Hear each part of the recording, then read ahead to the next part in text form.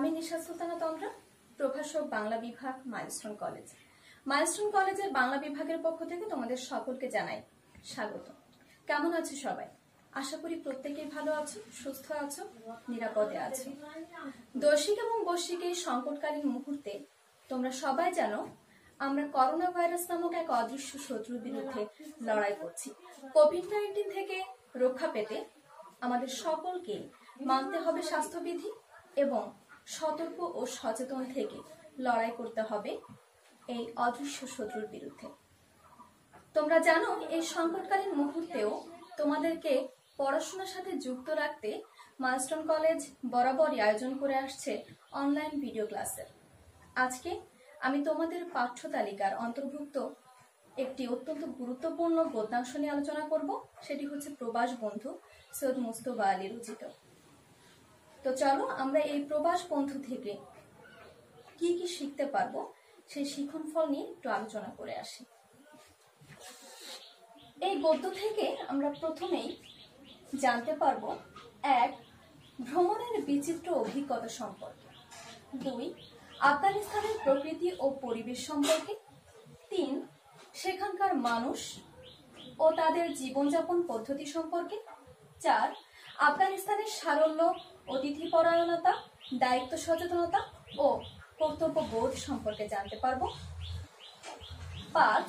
স্বদেশ প্রেমের অনন্য উদাহরণ সম্পর্কে আমাদের ধারণা জন্মাবে, 6. লেখকের ভ্রমণ পিয়াসী মানসিকতা ও তার হাস্য রসাত্মক বোধের পরিচয় পাব। এবার চলে যাচ্ছি লেখক পরিচিতিতে। লেখক পরিচিতিতে আমি খুব সংক্ষেপে তোমাদের জ্ঞানমূলকের জন্য গুরুত্বপূর্ণ যে অংশগুলো সেই অংশগুলো আলাদা করে বোর্ডে লিখেছি। সৈয়দ মুস্তফা আলী জন্মগ্রহণ করেছেন 13 সেপ্টেম্বর 1904 খ্রিস্টাব্দে। তার জন্মস্থান আসামের কাছাড় জেলার করিমগঞ্জে। তার পৈতৃক নিবাস ছিল মৌলভীবাজার। পেশা অধ্যাপনা। সাহিত্য সাধনায় তিনি অত্যন্ত গুরুত্বপূর্ণ কিছু রেখে গেছেন পরবর্তী প্রজন্মের জন্য।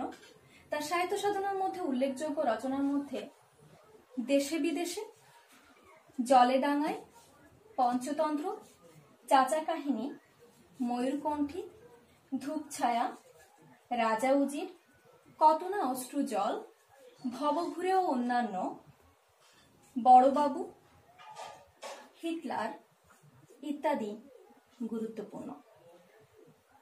তিনি 11 ফেব্রুয়ারি 1974 খ্রিস্টাব্দে মৃত্যুবরণ করেন। এ পর্যায়ে আমরা উৎস পরিচিতি নিয়ে আলোচনা করব, অর্থাৎ এই গদ্যাংশটি, এই অংশটি কোথা থেকে নেওয়া হয়েছে। প্রবাস বন্ধু সৈয়দ মুস্তফা আলী রচিত বিখ্যাত ভ্রমণ কাহিনী সংকলন দেশে বিদেশে গ্রন্থের 15 অংশ। কততম অংশ? 15 অংশ। অত্যন্ত গুরুত্বপূর্ণ একটি জ্ঞানমূলক। এই 15 অংশ বোর্ড পরীক্ষায় অনেকবারই এসেছে, অর্থাৎ দুটো অংশ এখানে বোর্ড পরীক্ষার জন্য গুরুত্বপূর্ণ। কোন গ্রন্থ থেকে? দেশে বিদেশে গ্রন্থ থেকে। এবং এটি একটি ভ্রমণ কাহিনী। কি ধরনের গ্রন্থ এটি? এটি হচ্ছে একটি ভ্রমণ কাহিনী। সুতরাং আমাদের মনে রাখতে হবে দেশে বিদেশে ভ্রমণ কাহিনীর 15 অংশ থেকে এই প্রবাস বন্ধু গল্পটি, অংশটি নেওয়া হয়েছে। এ পর্যায়ে আমি শব্দার্থ টিকা নিয়ে আলোচনা করব। তোমরা প্রত্যেকেই মূল বই সামনে নিয়ে বসবে এবং একটি কলম নিয়ে, ভিন্ন কালার হলে সবচেয়ে ভালো হয়, লাল কিংবা নীল, তোমরা বসবে এবং মিলিয়ে নেবে। শব্দার্থ টিকায় দেখো কিছু গুরুত্বপূর্ণ শব্দার্থ টিকা আছে যেগুলো থেকে তোমাদের জ্ঞানমূলক কিংবা নৈর্ব্যক্তিক আসে। আমি সেগুলো নিয়ে আলোচনা করছি। আমাদের এই গল্পের অত্যন্ত গুরুত্বপূর্ণ একটি শব্দার্থ সেটা হচ্ছে ওরভোয়া। ওরভোয়া শব্দটি একটি ফরাসি বাক্যবন্ধ যার অর্থ হচ্ছে আবার দেখা হবে। এটির অর্থ কি? আবার দেখা হবে। এরপর দেখো নরদানব। এটি অত্যন্ত গুরুত্বপূর্ণ একটি শব্দার্থ। নরদানব সৈয়দ মুস্তফা আলী আমাদের এই গল্পের প্রধান যে চরিত্র, অত্যন্ত চমৎকার এবং অত্যন্ত হাস্য রসিকতাপূর্ণ একটি চরিত্র। এই গল্পটিকে অনন্য অবস্থানে নিয়ে গেছে। সেই নামটি হচ্ছে আব্দুর রহমান। আব্দুর রহমানকে সৈয়দ মুজতবা আলী অর্থাৎ লেখক যিনি, তিনি অত্যন্ত সমীহ করে, অত্যন্ত আদর করে এই নামটি দিয়েছিল, সেটি হচ্ছে নরদানব। নরদানব কেন বলা হচ্ছে? মানুষের আক্ষরিক অর্থ হচ্ছে এটি মানুষের মতো দেখতে ভয়ঙ্কর জন্তু। নরদানব শব্দের অর্থ কি? মানুষের মতো দেখতে ভয়ঙ্কর জন্তু, বিশাল দেহি মানবকে বোঝায় সাধারণত। লেখক নরদানব বলেছিলেন আব্দুর রহমানকে অত্যন্ত আদর করে, তাই এটি আদরণীয় অর্থে ব্যবহৃত। মর্তমান কলা শব্দের অর্থ হচ্ছে মায়ানমারের মার্তামান দ্বীপে উৎপন্ন কলার জাত, একটি কলার জাত, সেটি হচ্ছে মায়ানমারের মার্তামান দ্বীপে। বপু শব্দের অর্থ কি? বপু শব্দের অর্থ হচ্ছে বড় দেহ, আর তনু শব্দের অর্থ হচ্ছে ক্ষীণ দেহ।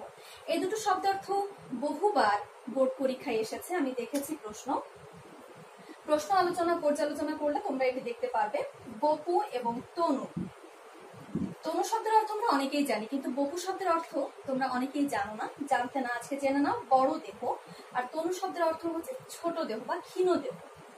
রুজ শব্দের অর্থ হচ্ছে গাল রাঙানোর প্রসাধনী, অত্যন্ত গুরুত্বপূর্ণ একটি শব্দার্থ, যেটিও অনেকবার এসেছে। গাল রাঙানোর প্রসাধনীকে কি বলা হয়? রুজ। কাগজ শব্দের অর্থ হচ্ছে শক্তি, কাগজ শব্দের অর্থ হচ্ছে শক্তি, বল। তম্বি শব্দের অর্থ হচ্ছে তিরস্কার, তম্বি শব্দের অর্থ কি? তিরস্কার করা।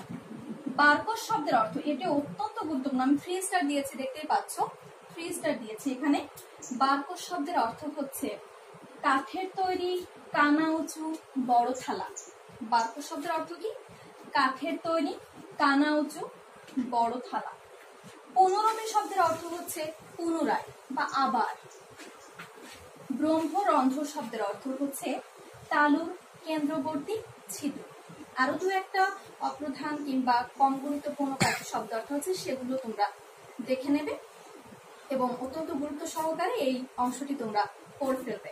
এর পরবর্তীতে আমি পাঠ পরিচিতি নিয়ে কিছুটা আলোচনা করে মূল বক্তব্য বিষয়ে চলে যাব, অর্থাৎ রচনাটি আমরা পড়ব এবং প্রত্যেকটি লাইনে জ্ঞানমূলক এবং অনুধাবনের অংশ দাগিয়ে দাগিয়ে তারপরে আমরা পাঠটি পড়ব। সুপ্রিয় শিক্ষার্থীবৃন্দ, চলো আমরা পাঠ পরিচিতি আগে পড়ে নেই মূল পাঠ বিশ্লেষণের আগে। প্রবাস বন্ধু সৈয়দ মুজতবা আলীর দেশে বিদেশে গ্রন্থের ৫ম অংশ। প্রতিবেশী দেশ আফগানিস্তানের ভূমি, পরিবেশ, সেখানকার মানুষ ও তাদের সহজ সরল জীবনাচরণ, বিচিত্র খাদ্য ইত্যাদি হাস্য রসাত্মকভাবে এই রচনায় ফুটিয়ে তোলা হয়েছে। লেখকের আফগানিস্তান ভ্রমণের আংশিক অভিজ্ঞতার পরিচয় আছে এখানে। আফগানিস্তানের রাজধানী কাবুলের সন্নিকটে খাজা মোল্লা নামক গ্রামে বাসের সময় আব্দুর রহমান নামের একজন তার দেখভালের দায়িত্বে ছিলেন।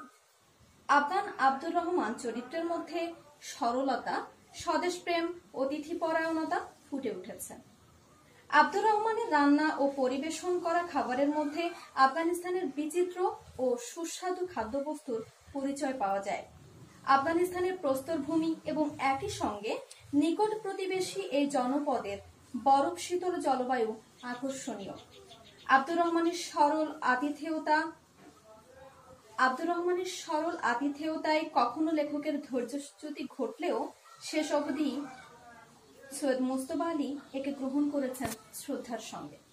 অর্থাৎ আব্দুর রহমানের মধ্যে যে স্বদেশপ্রেম ছিল, বন্ধুর প্রকৃতি ও প্রতিকূল প্রতিবেশ সত্ত্বেও আব্দুর রহমান তার দেশের প্রতি যে প্রেম দেখিয়েছিল, যে ভালোবাসা, যে আন্তরিকতা দেখিয়েছিল, তা লেখকের অত্যন্ত ভালো লেগেছিল। এই ভালো লাগা থেকেই তিনি রচনা করে ফেললেন দেশে বিদেশে ভ্রমণ কাহিনীর একটি বিখ্যাত অংশ, সেটি হচ্ছে তোমাদের পাঠ্যতালিকার অন্তর্ভুক্ত প্রবাস বন্ধু এই গল্পটি। চলো আমরা মূল পাঠে চলে যাই। বাসা পেলুম কাবুল থেকে 2.5 মাইল দূরে খাজা মোল্লা গ্রামে। এই প্রথম লাইনে তোমরা খেয়াল করছো যে কয়েকটি গুরুত্বপূর্ণ প্রশ্ন আমরা পেয়েছি। এই প্রশ্নটি হয় তোমাদের নৈর্ব্যক্তিক হিসেবে আসতে পারে অথবা জ্ঞানমূলক হিসেবে আসতে পারে। যেমন বাসা পেলুম কোথায়? কাবুল থেকে 2.5 মাইল দূরে। কত মাইল দূরে? 2.5 মাইল দূরে। কোন গ্রামে? খাজা মোল্লা গ্রামে। অর্থাৎ 3টি জ্ঞানমূলক প্রশ্নের উত্তর এখানে আমরা পেয়ে গেলাম। বাসার সঙ্গে সঙ্গে চাকরও পেলুম। কি পেলুম? লেখক বলছেন যে বাসার সাথে সাথে আমি চাকরও পেলুম, অর্থাৎ কাজের সহায়তা করার জন্য একজন মানুষ পেয়ে গেলেন তিনি। অধ্যক্ষ জিরার জাতি ফরাসি, কাজেই কায়দা মাফিক আলাপ করিয়ে দিয়ে বললেন এর নাম আব্দুর রহমান। আপনার সব কাজ করে দেবে, জুতো বুরুষ থেকে খুন খারাপি। অর্থাৎ ইনি হরফন মৌলা বা সকল কাজের কাজ। অর্থাৎ আব্দুর রহমান হচ্ছে সকল কাজের কাজে, অর্থাৎ এমন কোনো কাজ নেই আব্দুর রহমান করতে পারো। জিরাজ সাহেব কাজের লোক, অর্থাৎ সমস্ত দিন কোনো না কোনো মন্ত্রীর দপ্তরে ঝগড়া বচসা করে কাটান। কাবুলে এরই নাম কাজ, অর্থাৎ অতি ব্যস্ততা। অধ্যক্ষ জিরাজ সাহেবের অতি ব্যস্ততায় দিন কাটে, সেই কথাটি তিনি বোঝাতে চাচ্ছেন।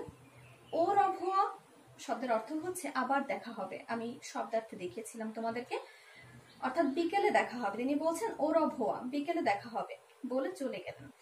কাবুল শহরে আমি 2টি নরদানব দেখেছি। কাবুল শহরে কয়টি নরদানব দেখেছি? লেখক বলছেন আমি কাবুল শহরে 2টি নরদানব দেখেছি, তার একটি আব্দুর রহমান। এবার আব্দুর রহমানের শারীরিক গঠনের বর্ণনা দিবেন লেখক। পরে ফিতে দিয়ে মেপে দেখেছিলাম 6 ফুট 4 ইঞ্চি, অর্থাৎ আব্দুর রহমানের উচ্চতা ছিল কত?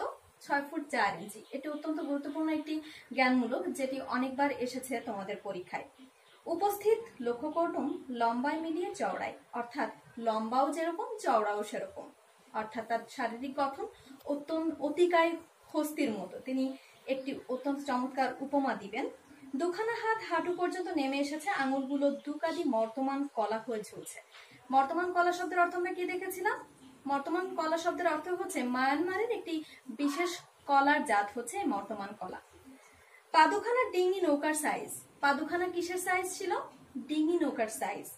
কাছ থেকে মনে হলো আমার বাবুর্চি আব্দুর রহমান না হয়ে সে যদি আমির আব্দুর রহমান হতো তবে অনায়াসে গোটা আফগানিস্তানের ভার বইতে পারত। অর্থাৎ আফগানিস্তানের আমির যদি হতো আব্দুর রহমান, বাবুর্চি আব্দুর রহমান না হয়ে, লেখক একটু মজা করেই একটু ঠাট্টা করেই বলছেন, তাহলে গোটা আফগানিস্তানই হয়তোবা সে কাঁধে করে তার ভার বহন করতে পারত। অর্থাৎ তার শারীরিক সামর্থ্য, শারীরিক শক্তির কথা তিনি এখানে বোঝাতে চেয়েছেন। এ কান ও কান জোড়া মুখ, হাঁ করলে চওড়াচৌড়ি কলা গিলতে পারে। অর্থাৎ তিনি তার মুখে বর্ণনা দিচ্ছেন যে হাঁ করলে একটা কলা চওড়াভাবে তার মুখে ঢুকে যেতে পারে, এতটাই তার বড় মুখ। এবড়ো খেবড়ো নাক, কপাল নেই। তাহলে নাকটা কেমন ছিল? এবড়ো খেবড়ো, অর্থাৎ অসমান, কোথাও উঁচু কোথাও নিচু এরকম। পাগড়ি থাকায় মাথার আকার প্রকার ঠাওর হলো না, তবে আন্দাজ করলাম বেবি সাইজের হ্যাটও কান অব্দি পৌঁছবে। বলছে বেবি সাইজের হ্যাট, একটা ছোটখাটো বেবির মতো যদি হ্যাটও তার মাথায় দেওয়া হয় তাহলে কান পর্যন্ত মাত্র পৌঁছবে, অর্থাৎ তার মাথা এতটাই বড়। রং ফর্সা। তাহলে আব্দুর রহমানের রং কেমন ছিল? ফর্সা। তবে শীতে গ্রীষ্মে চামড়া চিরে ফেরে গিয়ে আফগানিস্তানের রিলিফ ম্যাপের চেহারা ধরেছে, অর্থাৎ এতটাই ঠান্ডা প্রকৃতি সেখানে। শীতে গ্রীষ্মে, অর্থাৎ শীতে প্রচন্ড শীত এবং গরমে প্রচন্ড গরম, গ্রীষ্মে প্রচন্ড গরম, এরকম একটি আবহাওয়ার কথা তিনি আফগানিস্তানে তুলে ধরছেন এখানে। 2 গালকে যেন থাবড়া মেরে লাল করে দিয়েছে, কিন্তু কার এমন বুকের পাটা? বলছে এত বড় সড়ো একজন মানুষকে মনে হচ্ছে যে গাল দুটো এমন ভাবে লাল হয়ে আছে যেন মনে হচ্ছে যে কেউ চড় মেরে লাল করে দিয়েছে। এটা যেহেতু একটু ভ্রমণ কাহিনী এবং সৈয়দ মুস্তফা আলী অত্যন্ত হাস্য রসিকতার ছলে যে কোনো রচনাকে তিনি অনেক বেশি গ্রহণযোগ্য করে তুলতে পারতেন পাঠক সমাবেশে, সুতরাং তিনি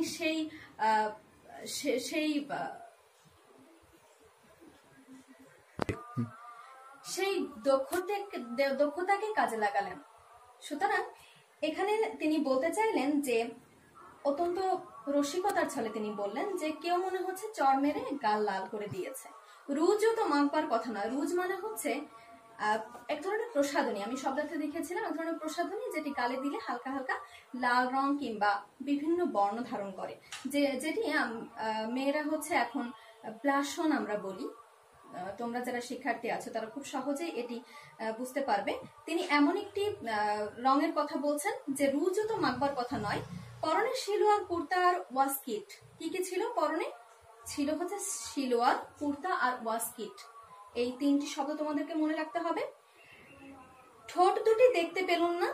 সেই যে প্রথম দিন ঘরে ঢুকে কার্পেটের দিকে নজর রেখে দাঁড়িয়েছিল, দিন শেষ পর্যন্ত ওই কার্পেটের অপরূপ রূপ, অর্থাৎ অপরূপ রূপ থেকে তাকে বড় একটা চোখ ফেরাতে দেখিনি। বলছে সে যে প্রথম দিন এসে কার্পেটের দিকে তাকিয়েছিল, তার দিন শেষ পর্যন্ত সে কার্পেটের ওই অপরূপ রূপ অবলোকনই করছে, অর্থাৎ সে নিজের দিকে তাকিয়েই লেখকের সাথে কথা বলছেন, সৈয়দ মুস্তফা আলীর সাথে কথা বলছেন। তাদের একটা রীতি ছিল, সংস্কার ছিল, সেই সংস্কারটির কথা একটু পরে বলবেন। বলছেন গুরুজনদের দিকে তাকাতে নেই। আফগানিস্তানেও নাকি এই ধরনের একটা সংস্কার আছে। তাহলে আফগানিস্তানে কোন ধরনের একটা সংস্কার আছে যে গুরুজনদের দিকে তাকিয়ে কথা বলতে নেই? সুতরাং সেই ব্যাপারটিকে তিনি এখানে তুলে আনলেন আব্দুর রহমানের তাকানোর ভঙ্গিমার প্রসঙ্গে। তবে তার নয়নের ভাবের খেলা গোপনে দেখেছি। দুটো চিনেমাটির ডাবরে যেন দুটো পান্তুয়া ভেসে উঠেছে। তিনি তার চোখের বর্ণনা দিতে গিয়ে অসাধারণ একটি উপমা ব্যবহার করলেন। বলছে পান্তুয়া তোমরা সবাই জানো এক ধরনের মিষ্টি, যেটি পানের উপর ভেসে থাকে, ছানার তৈরি রসগোল্লা। বলছে সেরকম ভাবে ভেসে আছে তার চোখ দুটো, অত্যন্ত বড় মাপের। সেই দুটো চোখের বর্ণনা তিনি দিচ্ছেন। জরিপ করে ভরসা পেলুম, ভয়ও পেলুম।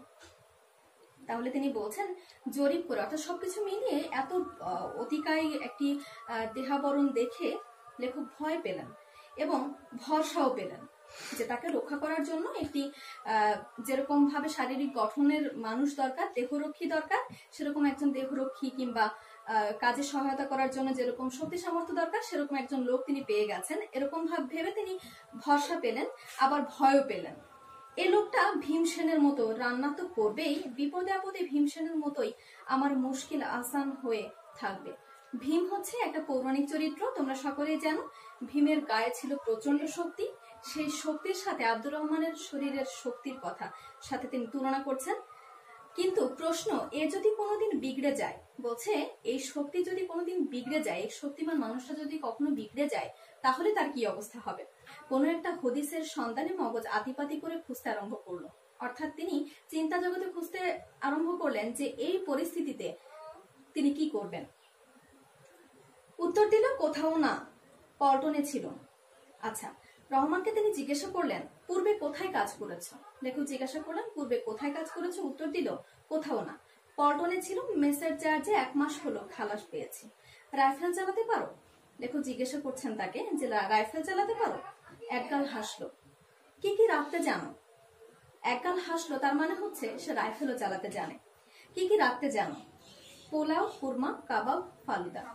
সে কয়টি রান্না পারতো খুব ভালোভাবে? সেটি হচ্ছে পোলাও রান্না করতে পারতো, কুরমা রান্না করতে পারতো, কাবাব রান্না করতে পারতো এবং ফালুদা রান্না করতে পারতো। এটা তোমাদের মনে রাখতে হবে, জ্ঞানমূলকের জন্য কিংবা হচ্ছে বহু নির্বাচনের জন্য তোমাদের গুরুত্বপূর্ণ। আমি জিজ্ঞেস করলাম ফালুদা বানাতে বরফ লাগে, এখানে বরফ তৈরি করার কল আছে? কিসের কল? তিনি আব্দুর রহমান জিজ্ঞাসা করলো। আমি বললাম তাহলে বরফ আসে কোত্থেকে? বলল কেন, ওই পাগমানের পাহাড় থেকে। পাগমান একটা জায়গার নাম। এই পাগমানের পাহাড় থেকে, একটা পাহাড়ের নাম হচ্ছে পাগমানের পাহাড়। সে পাগমানের পাহাড় দেখিয়ে সে বলল জানলা দিয়ে পাহাড়ের বরফ দেখিয়ে দিল। তাকিয়ে দেখলাম যদিও গ্রীষ্মকাল, তবু সবচেয়ে উঁচু নীল পাহাড়ের গায়ে সাদা সাদা বরফ দেখা যাচ্ছে। আশ্চর্য হয়ে বলল বরফ আনতে ওই উঁচুতে চড়তে হয়? তিনি আশ্চর্য হয়ে তাকে জিজ্ঞাসা করলেন বরফ আনতে কি ওই উঁচুতে চড়তে হয়? বলল না সাহেব, এর অনেক নিচে বড় বড় গর্তে শীতকালে বরফ ভর্তি করে রাখা হয়। এখন তাই খুঁড়ে তুলে গাধা বোঝাই করে নিয়ে আসা হয়। অর্থাৎ শীতকালে এই বরফ জমা করে রাখা হয় গর্তে এবং গাধা বোঝাই করে সেই বরফগুলোকেই কি করে আনতে হয়? গাধা বোঝাই করে আনতে হয়। বুঝলাম খবর টবরও রাখে। বললাম তা আমার হাড়ি কুড়ি বাসন কোসন তো কিছু নেই, বাজার থেকে সবকিছু কিনে নিয়ে এসো। রাত্রিরের রান্না আজ আর বোধহয় হয়ে উঠবে না, কাল দুপুরে রান্না করো। সকালবেলা চা দিও। সকালবেলা তিনি কি দিতে বলেন? চা দিতে বলেন। টাকা নিয়ে চলে গেল আব্দুর রহমান, টাকা নিয়ে চলে গেল বাজারে। বেলা থাকতেই কাবুল রওনা দিল। কোথায় রওনা দিল? কাবুল রওনা দিল। 2.5 মাইল রাস্তা, মৃদু মধুর ঠান্ডা গড়িয়ে গড়িয়ে পৌঁছবো। তাহলে কাবুল হচ্ছে এই খাজামোল্লা গ্রাম থেকে কত মাইল দূরত্ব? 2.5 মাইল দূরত্বের। সুতরাং এটি তোমাদের মনে রাখতে হবে, অত্যন্ত গুরুত্বপূর্ণ জ্ঞানমূলক কিংবা বহু নির্বাচনীতে আসতে পারে, তোমাদের মাথায় রাখতে হবে এটা। তাহলে 2.5 মাইল রাস্তা মৃদু মধুর ঠান্ডায় গড়িয়ে গড়িয়ে পৌঁছবো, অর্থাৎ আস্তে ধীরে পৌঁছবো। পথে দেখি এক পর্বত প্রমাণ বোঝা নিয়ে আব্দুর রহমান ফিরে আসছে। তাহলে লেখক রওনা দিচ্ছেন কাবুলের উদ্দেশ্যে, 2.5 মাইল রাস্তা সেখান থেকে। পথে দেখি পর্বত প্রমাণ বোঝা নিয়ে আব্দুর রহমান ফিরে আসছে, অর্থাৎ মাথায় একটা পর্বতের মতো, অর্থাৎ পর্বতের সমান বোঝা নিয়ে আব্দুর রহমান ফিরে আসছে। জিজ্ঞেস করলো, এত বোঝা বইবার কি দরকার ছিল? একটা মুটে ভাড়া করলেই তো হতো। বলছেন তিনি যে একটা মুটে ভাড়া করলে তো হতো, তোমার তো এত বড় বোঝা একা একা মাথায় করে নিয়ে আসার দরকার নেই। যা বললো তার অর্থ হচ্ছে, তার উত্তরে কি বললো আব্দুর রহমান, দেখো সে যে মোট বইতে পারে, বলছে সে যে মোট বইতে পারে না, সে মোট কাবুলে বইতে যাবে কে? বলছে আব্দুর রহমান যদি কোনো মোট বইতে না পারে, তাহলে এই শহরে, এই কাবুল শহরে আর কে আছে যে এই মোট বইতে যাবে? অর্থাৎ এমন মোট সে কোথায় পাবে? অর্থাৎ তার শারীরিক সক্ষমতার প্রতি তার যে আস্থা ছিল, বিশ্বাস ছিল, সেই বিশ্বাসকেই আব্দুর রহমান এখানে প্রকাশ করছে তার উত্তরের মাধ্যমে। আমি বললাম, দুজনে ভাগাভাগি করে নিয়ে আসতে। ভাব দেখে বুঝলাম অতটা তার মাথায় খেলেনি, অথবা ভাববার প্রয়োজন বোধ করেনি, কারণ সে একাই 100। আগেই বলেছেন সকল কাজের কাজে। বোঝাটা নিয়ে আসছিল জালের প্রকাণ্ড থলেতে করে, তার ভিতরে তেল নুন লকড়ি সবই দেখতে পেল। আমি ফের চলতে আরম্ভ করলে বলল, সাহেব রাত্রে বাড়িতেই খাবেন। লেখক কিন্তু বলেছিলেন পরের দিন সকালের কথা, অর্থাৎ এত কিছু বাজার করে ভেবেছিলেন লেখক যে রাত্রের খাবার হয়তোবা আব্দুর রহমান রান্না করে সেরে উঠতে পারবেন না। সুতরাং দেখো একটু পরেই, খুব বেশি দূরে যেতে হলো না, লবি দরিয়া অর্থাৎ কাবুল নদীর পারে, লবি দরিয়া শব্দের অর্থ কি? কাবুল নদীর পারে পৌঁছতে না পৌঁছতে দেখি মসিয়ে জিরার টাঙা হাঁকিয়ে টক বগাবক করে বাড়ি ফিরছেন। তাহলে তিনি টাঙা হাঁকিয়ে টক বগাবক করে বাড়ি ফিরছেন অধ্যক্ষ মসিয়ে জিরার। মসিয়ে শব্দটা তোমাদের একটু মাথায় রাখতে হবে। ফরাসিতে কিংবা আফগানিস্তানে মসিয়ে শব্দটি ব্যবহার করা হয় হচ্ছে যে কোনো মানুষকে সম্মানসূচক সম্বোধনের ক্ষেত্রে। সুতরাং তোমাদের মাথায় রাখতে হবে মসিয়ে শব্দটি কেন ব্যবহার করা হয়েছে। কলেজের বড় কর্তা বা বস হিসেবে আমাকে তিনি বেশ 2-1 প্রশ্ন ধমক দিয়ে বললেন, কাবুল শহরে নিশাচর হতে হলে যে তাগদ ও হাতিয়ার প্রয়োজন, সে দুটোর একটাও তোমার নেই। একটু ধমক দিয়ে লেখককে বললেন যে কাবুল শহরে নিশাচর হতে হলে, অর্থাৎ রাতে যে প্রাণী চলাচল করে, রাতে জেগে যে প্রাণী শিকার করে তাকে বলা হয় নিশাচর। বলছে কাবুল শহরে নিশাচর হতে হলে যে তাগদ অর্থাৎ শক্তি ও হাতিয়ার প্রয়োজন, সে দুটোর একটাও তোমার মধ্যে নেই, লেখককে বলছেন। বসকে খুশি করার জন্য যার ঘটে ফন্দি ফিকিরের অভাব, তার পক্ষে কোম্পানির কাজ হচ্ছে তর্ক না করা। লেখক মনে মনে একটা দর্শনকে আমাদের সামনে তুলে ধরছেন, অর্থাৎ বসকে খুশি করবার জন্য ঘটে যদি ফন্দি ফিকিরের অভাব থাকে, তাহলে তাকে চুপ করে থাকতে হয়। বিশেষ করে যখন বসের উত্তমার্ধ তারই পাশে বসে উই সার্টেনমা এভিদামা অর্থাৎ অতি অবশ্য, সার্টেনলি, এভিডেন্টলি বলে তার কথায় সায় দেয়। অর্থাৎ তার একটা সহযোগী পাশে বসে যদি বসকে আরো কি করে, উৎসাহী করে কাউকে বকা দেওয়ার ক্ষেত্রে, সেক্ষেত্রে তিনি বলছেন। আচ্ছা, অর্থাৎ বিশেষ করে তার যখন সহকারী তার পাশে বসে এই কথাগুলো বলেন, তখন তার না কথা বলাই শ্রেয়। এরপরে দেখো, বাড়ি ফিরে এসে বসবার ঘরে ঢুকতে আব্দুর রহমান একটা দর্শন দিয়ে গেল, এবং আমি যে তার তম্বিতেই ফিরে এসেছি সে সম্বন্ধে আশ্বস্ত হয়ে হুট করে বেরিয়ে গেল। তম্বিতে শব্দের অর্থ আমি আগেই বলেছিলাম, কিংবা বোর্ডে লিখে দিয়েছি তোমাদের। তম্বিতে শব্দের অর্থ হচ্ছে তিরস্কার করা, অর্থাৎ তার তিরস্কারেই ফিরে এসেছি। তখন রোজার মাস নয়, তবু আন্দাজ করল সেহরির সময়, অর্থাৎ রাত 2টোই, খাবার জুটলে জুটতেও পারে। অর্থাৎ তিনি ভাবছেন মনে মনে যে এত সময় লেগে যেতে পারে, অর্থাৎ রাত 2টো বেজে যেতে পারে রাতের খাবার, যেহেতু আব্দুর রহমান তার বাসাতেই খেতে বলেছেন। তন্দ্রা লেগে গিয়েছিল। তন্দ্রা শব্দের অর্থ হচ্ছে ঘুম ঘুম ভাব। শব্দ শুনে ঘুম ভাঙলো। দেখে আব্দুর রহমান মোগল তসবিরের গাঢ় বদলার সমন্বয় আফতাবে বা ধারা যন্ত্র নিয়ে সামনে দাঁড়িয়ে। মুখ ধুতে গিয়ে বুঝলাম যদিও গ্রীষ্মকাল, তবুও কাবুল নদীর বরফ গলার জলে কিছুদিন ধরে আমার মুখও আফগানিস্তানের রিলিফ ম্যাপের মতো উঁচু নিচু টক্করের সঙ্গে সামঞ্জস্য রাখতে পারবে। অর্থাৎ আফগানিস্তানের যে বন্ধুর প্রকৃতি, যে পরিবেশ, সেই পরিবেশের বর্ণনা দিতে গিয়ে তিনি বলছেন যে এই আবহাওয়ায়, এই শীত গ্রীষ্মে তার মুখের মধ্যে, আব্দুর রহমান মুখেও যেমন উঁচু নিচু পাহাড়ের মতো ম্যাপের মতো একটা দৃশ্য হয়ে গেছিল, তার মুখেও এরকম হয়েছে, তিনি ধারণা করছেন। খানা টেবিলের সামনে গিয়ে যা দেখলুম তাতে আমার মনে আর কোনো সন্দেহ রইল না যে আমার ভৃত্য আগা আব্দুর রহমান এককালে মেসের জার্জে ছিলেন। ডাবর নয়, ছোটখাটো একটা গামলা ভর্তি মাংসের কোরমা বা পেঁয়াজ ঘিয়ের ঘন কাঠের শেরখানেক দুম্বার মাংস, তার মাঝে মাঝে কিছু বাদাম কিশমিশ লুকোচুরি খেলছে। এখন একটি আলু অপাংতেয় হওয়ায় দুঃখে ডুবে মরার চেষ্টা করছে। অর্থাৎ যে কোনো একটি খাবারে, অর্থাৎ বিরিয়ানি কিংবা এ ধরনের যে কোনো খাবারে যখন আলু আমরা দেই, সৌন্দর্য বর্ধন কিংবা স্বাদটা একটু বাড়িয়ে দিতে দেই, কিন্তু আলুর দিকে কিন্তু যারা আমরা ভোজন রসিক আছে আমাদের তারা কিন্তু এই আলুর দিকে নজর দেয় না, মাংসের দিকেই নজর দেয়। সেই ক্ষেত্রে লেখক একটি অত্যন্ত চমৎকার একটি হাস্যরসিকতার ভঙ্গিতে তিনি বলছেন, এখানে বলছে যে একটি আলু অপাংতেয় হয় দুঃখে ডুবে মরার চেষ্টা করছে, আরেক প্লেটে গোটা আষ্টেক ফুল বোম্বাই সাইজের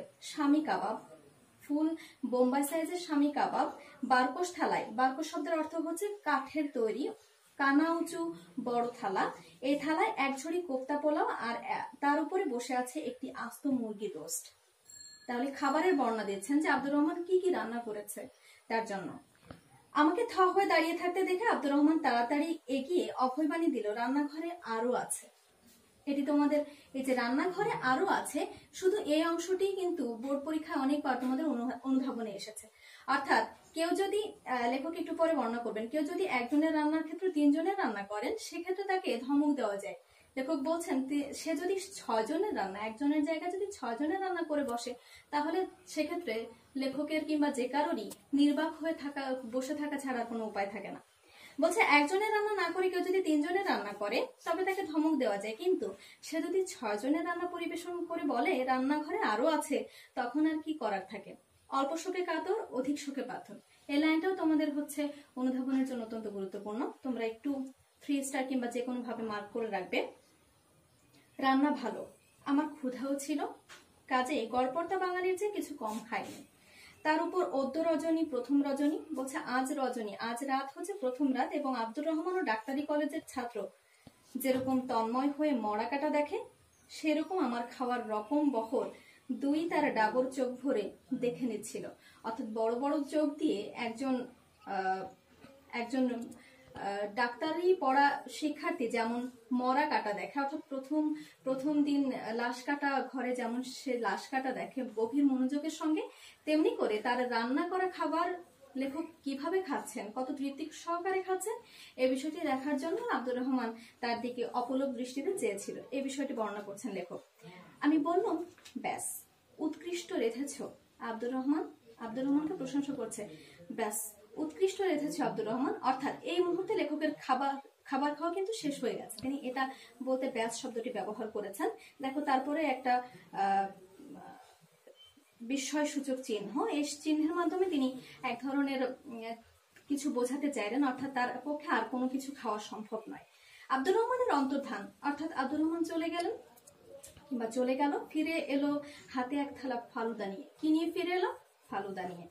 আমি সবিনয় জানালাম যে আমি মিষ্টি পছন্দ করি না। তাহলে লেখক কি জানালেন? তিনি মিষ্টি পছন্দ করেন না।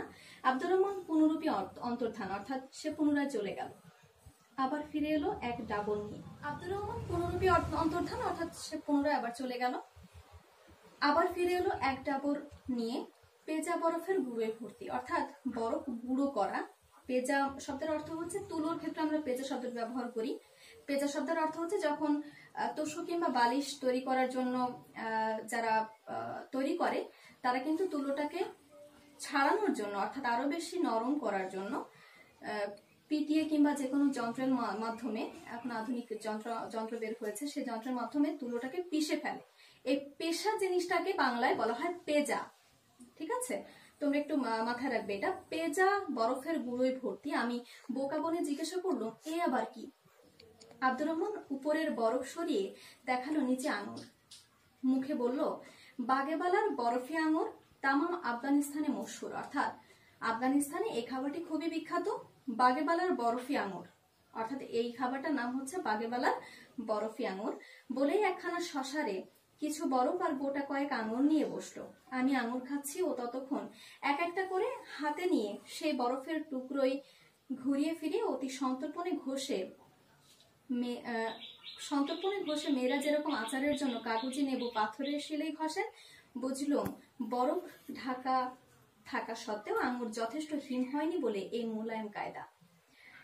ওদিকে তালু আর জিপের মাঝখানে একটা আঙুরের চাপ দিতেই আমার ব্রহ্মরন্ধ্র পর্যন্ত ঝিনঝিন করে উঠেছে। আমরা শব্দার্থে দেখছি ব্রহ্মরন্ধ্র শব্দের অর্থ কি, কিন্তু পাছে আব্দুর রহমান ভাবে তার মনিব নিতান্ত জঙ্গলি, তাই খাইবার পাসের হিম্মত বুকে সঞ্চয় করে গোটা আষ্টেক গিললুম।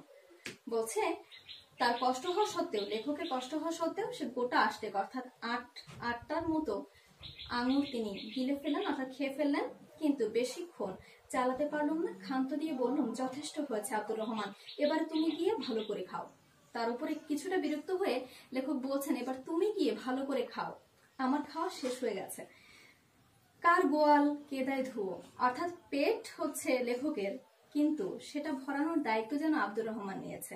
অর্থাৎ এই যে আতিথেয়তা কিংবা অতি ভোজনের ব্যাপারটাকে বিশ্লেষণ করতে গিয়ে লেখক এই লাইনটি অবতারণা করেছেন। বলছে কার গোয়াল কেদে ধোয়া, অত্যন্ত গুরুত্বপূর্ণ একটি অনুধাবন। তোমরা আমি বোর্ডে লিখে নিয়েছি, পরে অনুধাবনগুলো আমি বিস্তারিত আলোচনা করব, অনুধাবনের জ্ঞানগুলো তোমাদেরকে লিখে দেব। এরপরে দেখো, এবারে আব্দুর রহমান এলেন চায়ের সাজ সরঞ্জাম নিয়ে। কাবুলি সবুজ চা, সবুজ চাটা কোথাকার? কাবুলের। তাহলে কাবুলি সবুজ চা অর্থাৎ আমরা গ্রিন টি নামে চিনি এখন। পেয়ালায় ঢাললে অতি ফিকে হলদে রং দেখা যায়। তাহলে পেয়ালায় ঢাললে অর্থাৎ চায়ের কাপে ঢাললে কি রং দেখা যায়? গুরুত্বপূর্ণ একটি জ্ঞানমূলক তোমাদের জন্য। ফিকে হলদে রং দেখায়। সে চায়ে দুধ দেওয়া হয় না। কি দেওয়া হয় না? দুধ দেওয়া হয় না। প্রথম পেয়ালায় চিনি দেওয়া হয়, দ্বিতীয় পেয়ালায় তাও না।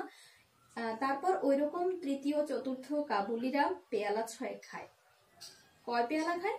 6 পেয়ালা পর্যন্ত খেতে পারে কাবুলিরা।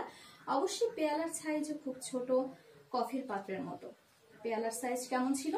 ছোট ছিল, অর্থাৎ ছোট হয় সেখানে, এবং 6 কাপের মতো কাবুলিরা খেয়ে ফেলে। চা খাওয়া শেষ হলে আব্দুর রহমান 10 মিনিটের জন্য বেরিয়ে গেল। ভাবলুম এই বেলা দরজা বন্ধ করে দিই, না হলে আবার হয়তো কিছু একটা নিয়ে আসবে। অর্থাৎ লেখক ভয় পাচ্ছেন খাবারের, যে এরপরে হয়তো বা আব্দুর রহমান আরো কিছু নিয়ে এসে তাকে খেতে বলবে। আস্ত উঠে রোজটা হয়তো দিতে ভুলে গিয়েছে। একটু অতিরঞ্জিত করে বিরক্তির স্বরেই, আমাদের অত্যন্ত রসিকতার ছলেই রসিক লেখক তিনি বলছেন, সৈয়দ মুস্তাফা আলী বলছেন এখানে যে আস্ত উটের রোস্টটা হয়তো দিতে ভুলে গিয়েছে। এরপরে হয়তো বা একটা আস্ত উটের রোস্ট আছে যেটা আমাকে দিতে ভুলে গেছে, সেটা নিয়ে হয়তো বা আব্দুর রহমান একটু পরে আসবে। ততক্ষণে আব্দুর রহমান পুনরায় হাজির। এবার এক হাতে থলে ভর্তি বাদাম আর আখরোট, অন্য হাতে হাতুড়ি। এক হাতে থলে ভর্তি বাদাম আর আখরোট, সেটা হাতুড়ি দিয়ে সে তার খোসাগুলো ছাড়াবে বলে সে দরজার কাছে গিয়ে বসছে।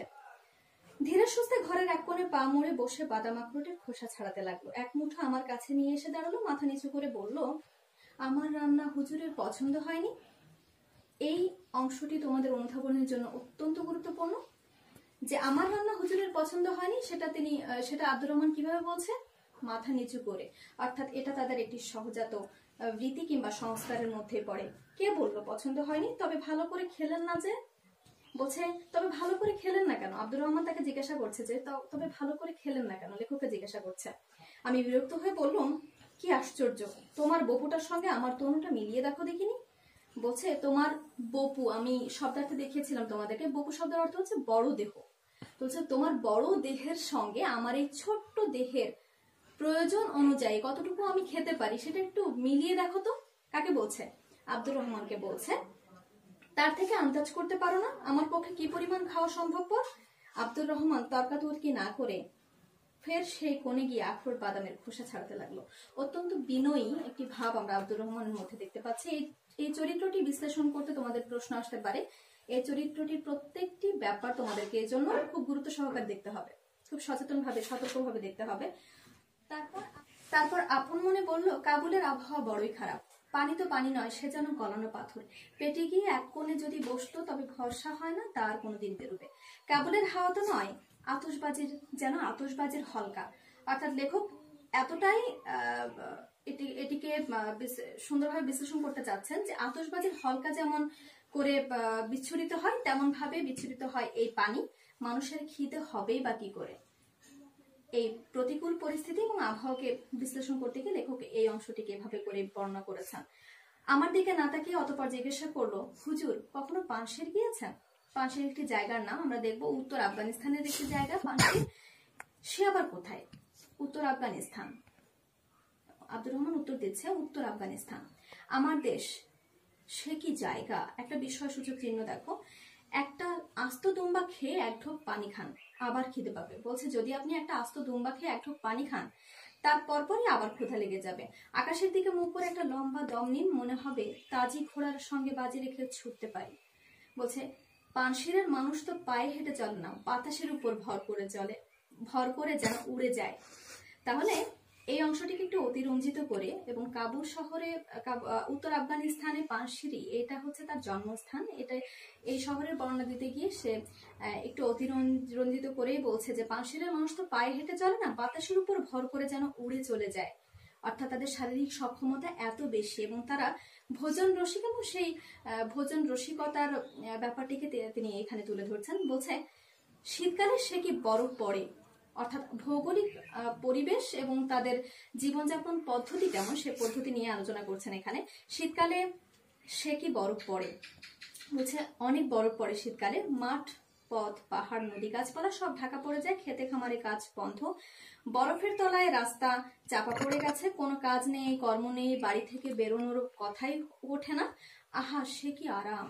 অর্থাৎ বাড়িতে বসেই সে কি আরামের পর দেখা একটা বিশ্বসূচক চিহ্ন। অর্থাৎ এই আরাম তো আসলে ইতিবাচক নয়, নেতিবাচক করে, একটু স্যাটায়ার করে, অর্থাৎ একটু ব্যঙ্গ কিংবা বিদ্রুপ করে এই লাইনটিকে তিনি ব্যবহার করেছেন।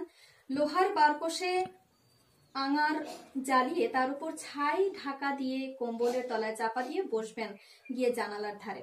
বাইরে দেখবেন বরফ পড়ছে, বরফ পড়ছে পড়ছে পড়ছে, 2 দিন 3 দিন 5 দিন 7 দিন ধরে, অর্থাৎ একাধারে বরফ পড়ে। বরফ আচ্ছাদিত এই শহরটিকে বর্ণনা করতে গিয়ে আব্দুর রহমান এই বর্ণনা দিচ্ছে এবং বর্ণনার মধ্যে তার যে আন্তরিকতা, তার যে উৎফুল্লতা, তার যে চাহনি, তার যে উৎকণ্ঠা, সেই ব্যাপারটিকে লক্ষ্য করছেন লেখক। আপনি বসে আছেন আর দেখছেন যে তোর বরফ ববারদ কিরকম বরফ পড়ে। আচ্ছা বলছে যে আপনি বসে আছেন আর দেখছেন যে তোর বরফ ববারদ কিরকম বরফ পড়ে। আমি বললাম 7 দিন ধরে জানালার কাছে বসে থাকবো। বলছে 7 দিন ধরে বরফ পড়তেই থাকবে আর আমি জানালার ধারে বসে থাকবো? আব্দুর রহমান আমার দিকে এমন করুণ ভাবে তাকালো যে মনে হলো এরকম পেরসিকের পাল্লায় সে জীবনে আর কখনো এতটা অপদস্থ হয়নি। অর্থাৎ লেখক তার প্রতিটা বর্ণনা কিংবা প্রতিটা কথার পরে একটা করে এমন একটি কথা বলছে যে যাতে করে আব্দুর রহমান মনে করছে, এরকম লেখকের ধারণা হচ্ছে যে আব্দুর রহমান মনে করছে যে লেখকের মধ্যে এরকম বেরসিক মানুষের পাল্লায় আর কখনোই সে পড়েনি। আব্দুর রহমান আমার দিকে এমন করুণ ভাবে তাকালো, মনে হলো এইটুকু অংশ পড়েছে, একটু নিচে দেখো। খেই তুলে নিয়ে বলল সে কত রকমের বরফ পড়ে, কখনো সোজা ছেঁড়া ছেঁড়া পেঁজা তুলোর মতো তারই ফাঁকে ফাঁকে আসমান জমিন কিছু দেখা যায়, কখনো ঘুরঘুরটি ঘন চাদরের মতো নেবে এসে চোখের সামনে পর্দা টেনে দেয়, কখনো বা বয় জোর বাতাস, প্রচন্ড ঝড়, বরফের বাজে যেন সে বাতাস ডাল গলাবার চরকি চালিয়ে দিয়েছে, বরফের গুঁড়ো ডাইনে বা ইত্যাদি ইত্যাদি। অর্থাৎ এখানে বরফ পড়ার যে ধরন, বরফ আচ্ছাদিত এই শহরের যে বর্ণনা, সেটিকে আরো বেশি চমৎকার করে বর্ণনার ভঙ্গিতে, বর্ণনার কারুকার্যে আব্দুর রহমান লেখকের সামনে তুলে ধরছেন।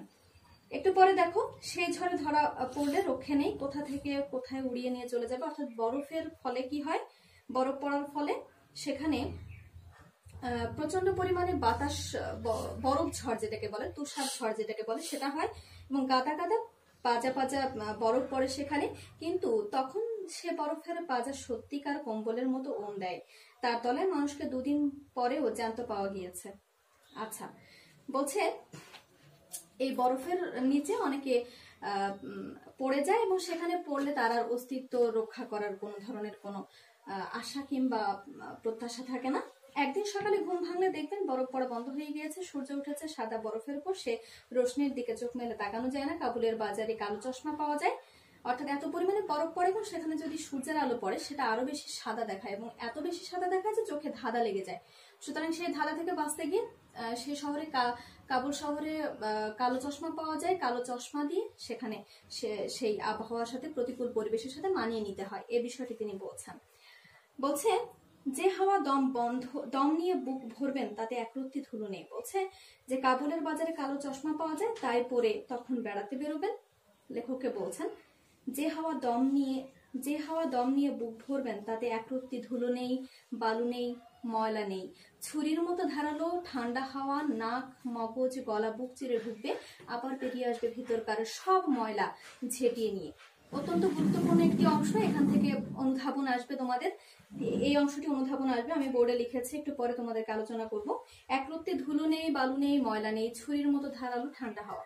এইটুকু পর্যন্ত তোমাদের অত্যন্ত গুরুত্বপূর্ণ, তোমাদের দাগিয়ে রাখো। দম নেবেন, ছাতি এক বিঘত ফুলে উঠবে, দম ফেলবেন, এক বিঘত নেমে যাবে। এক এক দম নেওয়াতে এক এক বছর আয়ু বাড়বে। সে এতটাই চমৎকার ভাবে অতিরঞ্জিত করে এত সুন্দরভাবে গল্পটি বলছে যে এক একবার দম নিবেন, আপনার আয়ু 1 বছর করে বেড়ে যাবে। এক একবার দম ফেলাতে 100টা বেমারি বেরিয়ে যাবে। বেমারি শব্দের অর্থ হচ্ছে রোগ বালাই, এর জীবাণু। যে আপনি একবার করে দম নেবেন, 1 বছর করে আয়ু বাড়বে, এবং একবার করে দম ছাড়বেন, শত শত কি হবে, রোগ জীবাণু আপনার শরীর থেকে, দেহ থেকে বেরিয়ে যাবে। তখন ফিরে এসে, হুজুর একটা আস্ত দুম্বা যদি না খেতে পারেন তবে আমি আমার গোঁফ কামিয়ে ফেলবো। আজ যা রান্না করেছিলাম তার ডাবল দিলে আপনি খিদের চোটে আমায় কতল করবেন। আমি বললুম, হ্যাঁ আব্দুর রহমান, তোমার কথাই সই। লেখক তো অবাক হয়ে যাচ্ছেন তার গল্প শুনে, সুতরাং তিনি বলছেন, হ্যাঁ আব্দুর রহমান, তোমার কথাই সই, মানে সত্যি শীতকালটা আমি পানশিরেই কাটাবো। বলছে, তাহলে আমি শীতকালটা কোথায় কাটাবো? পানশিরেই কাটাবো। তোমাদের প্রশ্ন আসতে পারে, শীতকালটা লেখক কোথায় কাটাতে চেয়েছিলেন? তোমরা উত্তর অবশ্যই দেবে। শীতকালটা লেখক পানশিরে কাটাতে চেয়েছিলেন। আব্দুর রহমান গদগদ হয়ে বললেন, সে বড় খুশিবাদ হবে হুজুর, সে বড় আনন্দের হবে, খুশির হবে। আমি বললাম, তোমার খুশির জন্য নয়, আমার প্রাণ বাঁচাবার জন্য। অর্থাৎ তুমি যে পরিমাণ আমাকে খাওয়া দাওয়া করাচ্ছ, অর্থাৎ এত বেশি খাবার দাবার দেখে লেখক এই উত্তরটা তাকে দিয়েছিলেন যে তোমার খুশির জন্য না, আমি আমার প্রাণ বাঁচানোর জন্য পানশিরে কাটাবো, যাতে আমার ক্ষুধাটা বাড়ে, তুমি যা যা রান্না করো আমি সেগুলো সব খেতে পারি। আব্দুর রহমান ফ্যালফ্যাল করে আমার দিকে তাকালো। আমি বুঝিয়ে বললাম, তুমি যদি সমস্ত শীতকালটা জানালার পাশে বসে কাটাও, তবে আবার আমার রান্না করবে কে? এ পর্যন্ত এই গল্পটি শেষ, কিন্তু এর আরো একটি অংশ আছে। যেহেতু একটি ভ্রমণ কাহিনীর সংকলন, সুতরাং তোমাদের এই অংশটিকে পাঠ্য করা হচ্ছে। অত্যন্ত চমৎকার একটি গল্প আমরা পড়লাম, যেটি ভ্রমণ কাহিনীর অংশ বিশেষ, সৈয়দ মুস্তফা আলী রচিত। এরপর আমি গুরুত্বপূর্ণ অনুধাবনগুলো আলোচনা করে নমুনা সৃজনশীল তোমাদেরকে